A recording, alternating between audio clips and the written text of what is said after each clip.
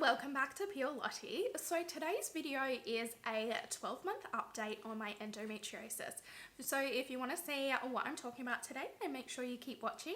And if you like today's video, don't forget to hit the thumbs up down below because it really helps me out. And if you're new, don't forget to join my family, hit a subscribe button and change that notification bell to all so you don't miss any of my future videos.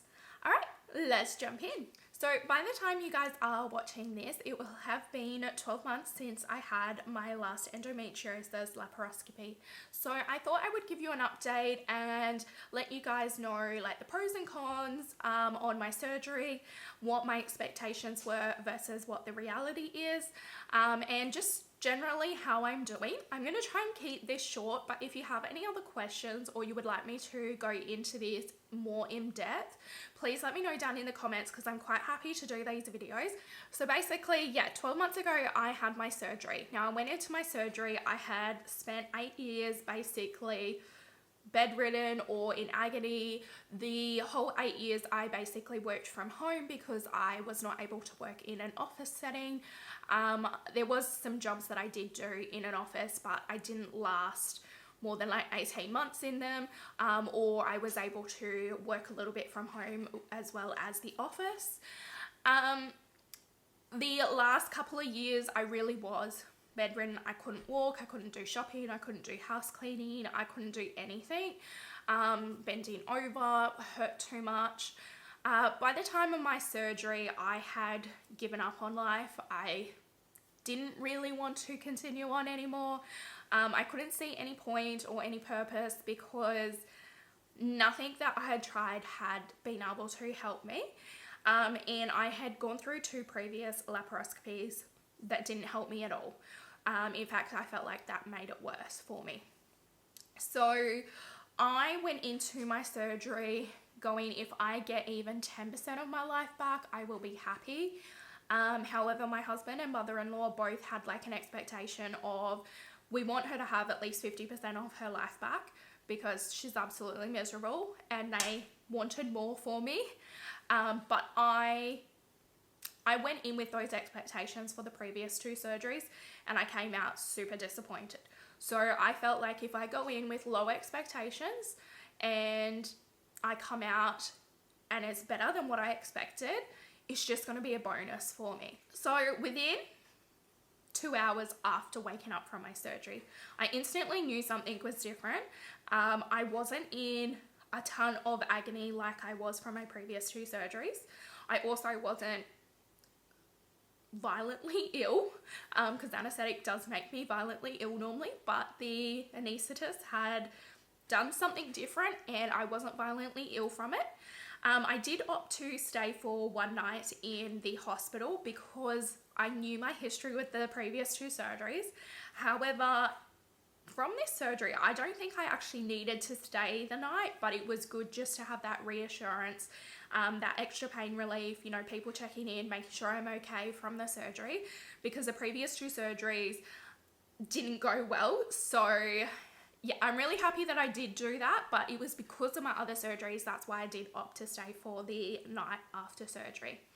Now, the next day, my surgery was at a hospital that was about an hour and a half away in like peak hour traffic.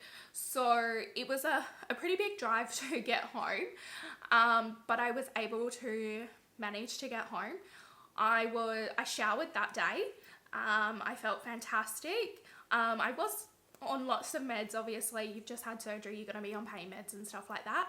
I was knocking back the peppermint tea for the gas pain. However, the gas pain never occurred, so that was great because I felt like my second surgery, the gas pain was like worse than the actual incisions.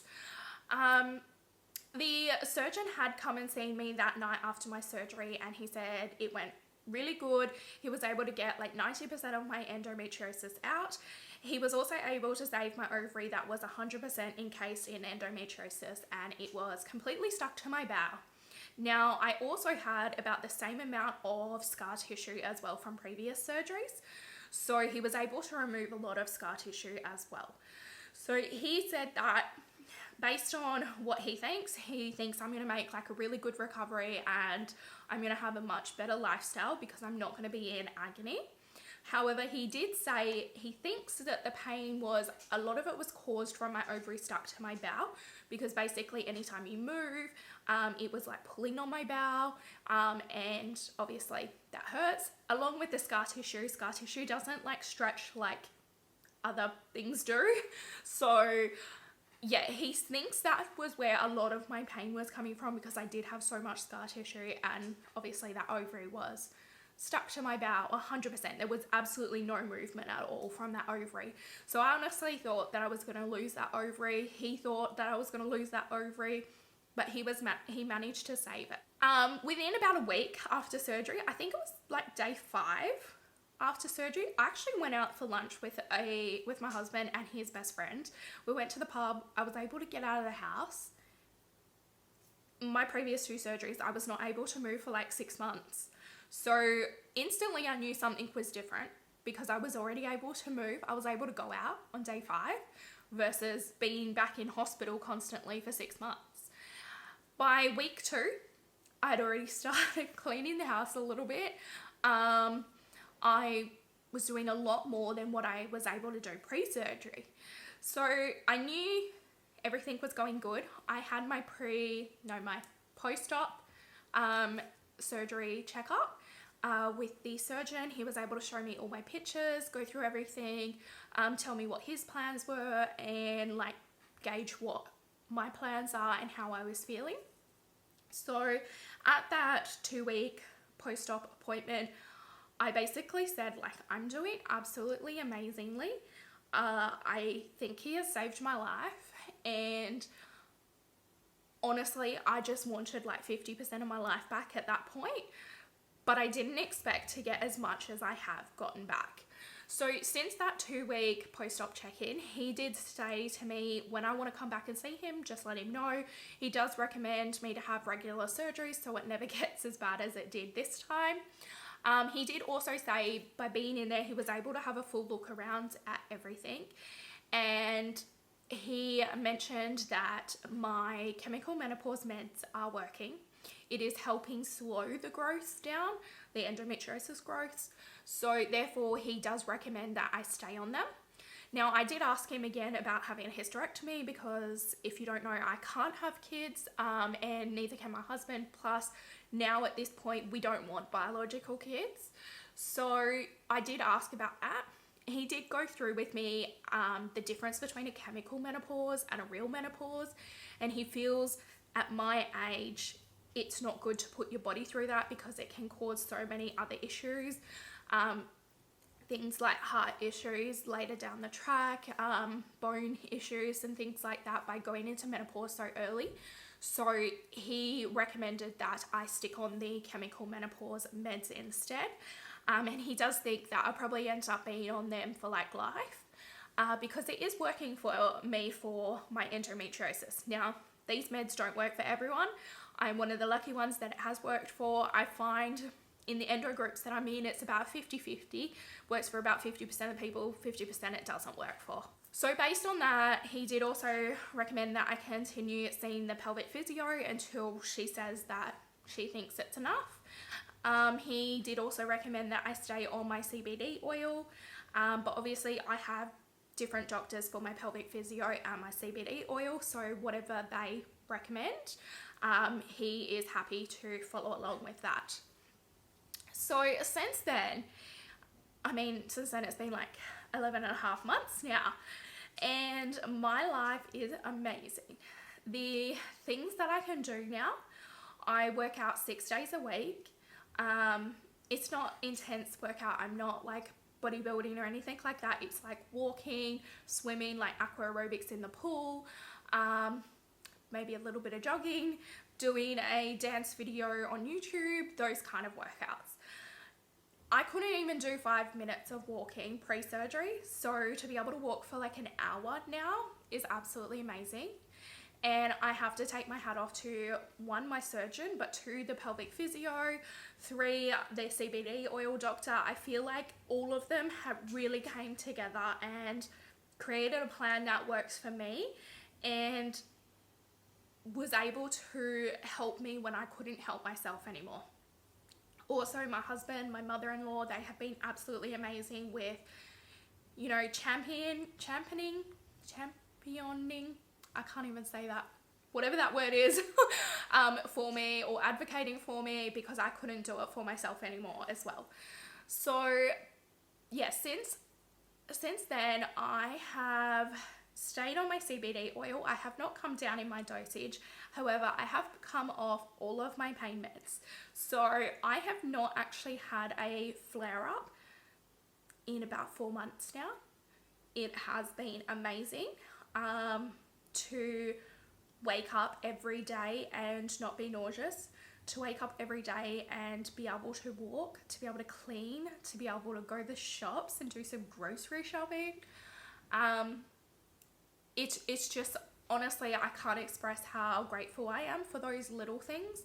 And I'm trying to not take them for granted, because I know one day that I will get bad again.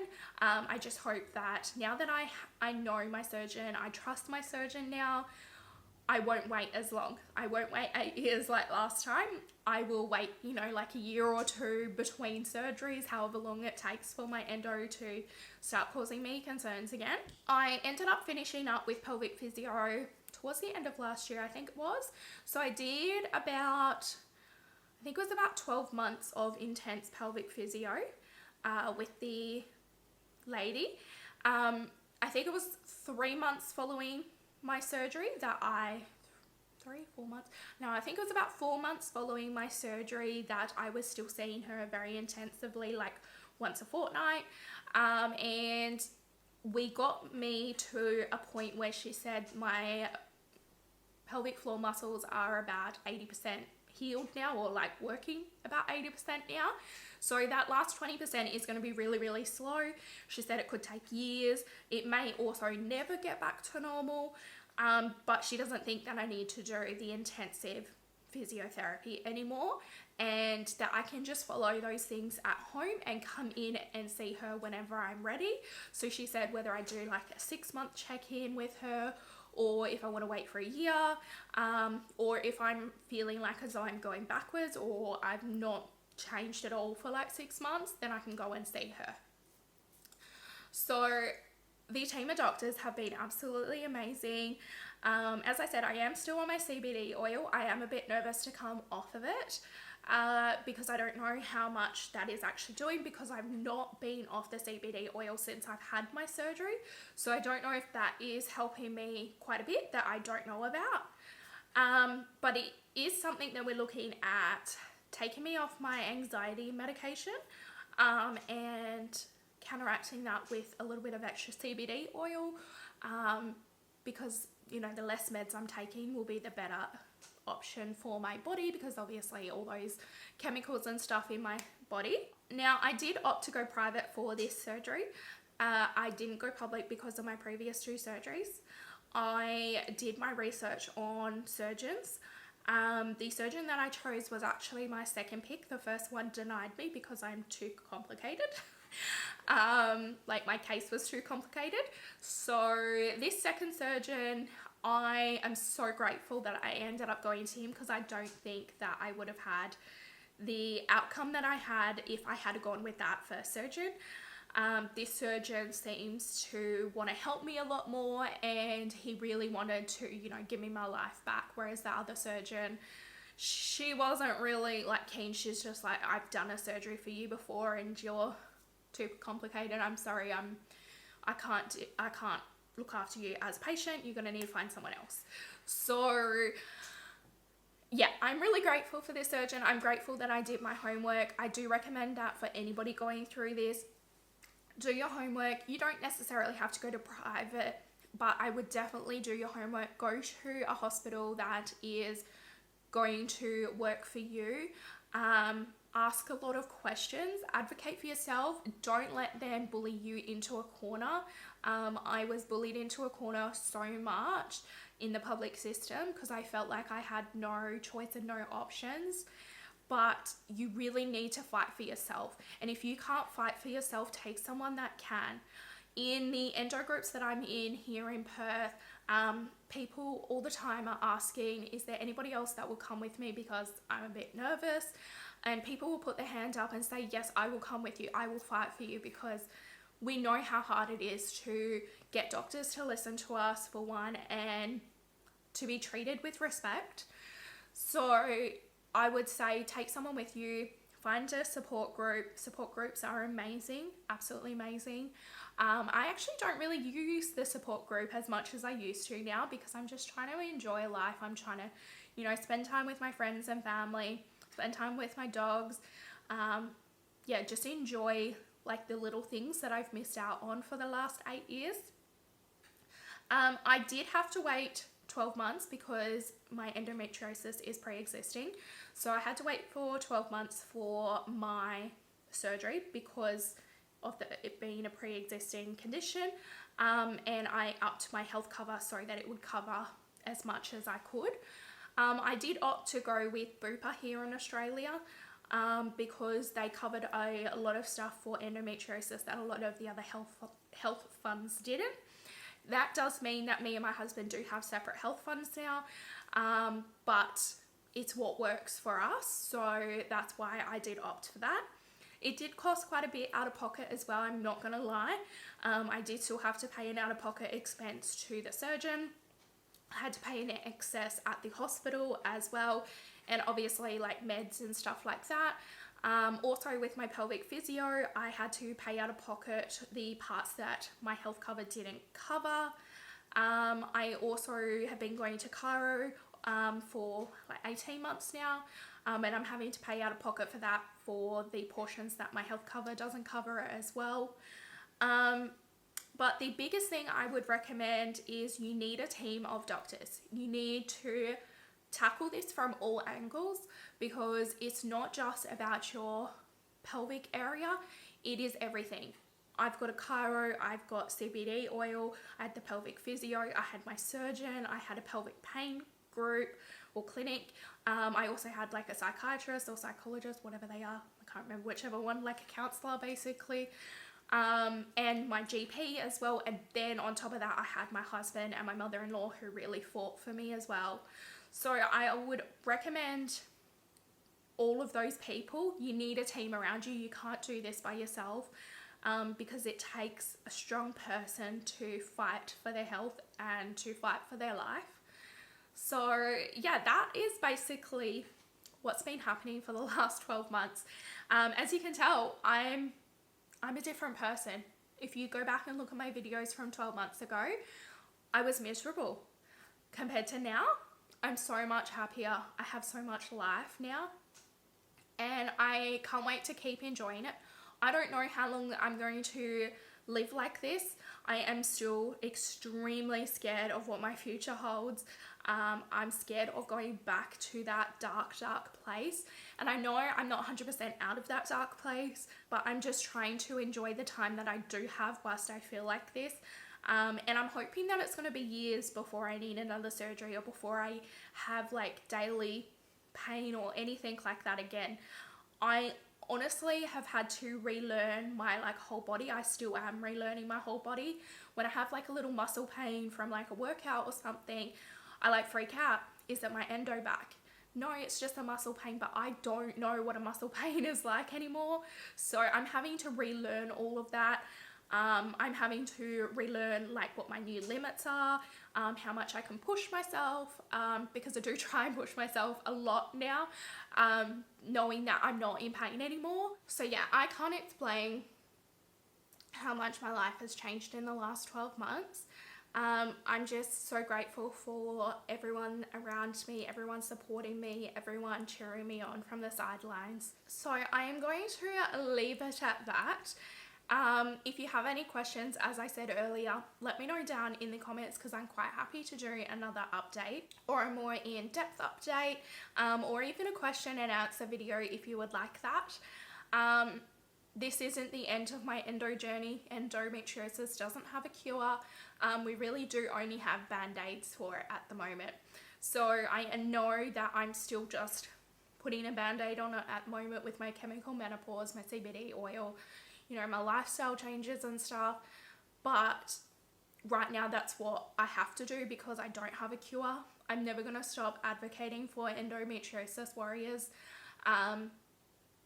I would love to know when I pass that there's a cure for future generations.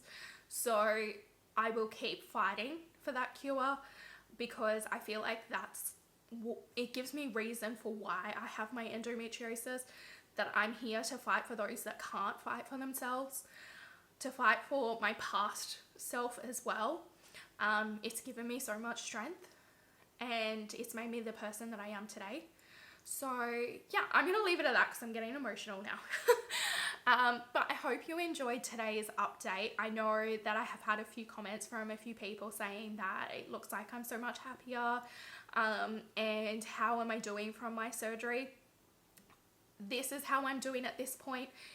In a month's time, I could be in agony again. I can't tell you what my future holds, but I'm hoping to enjoy every moment that I can feeling like this. So yeah, I hope you enjoyed today's video. If you did, don't forget to hit the thumbs up down below because it really helps me out. And if you're new, don't forget to join my family. Hit that subscribe button and change that notification bell to all so you don't miss any of my future videos. And as always, thanks for watching, guys. Bye!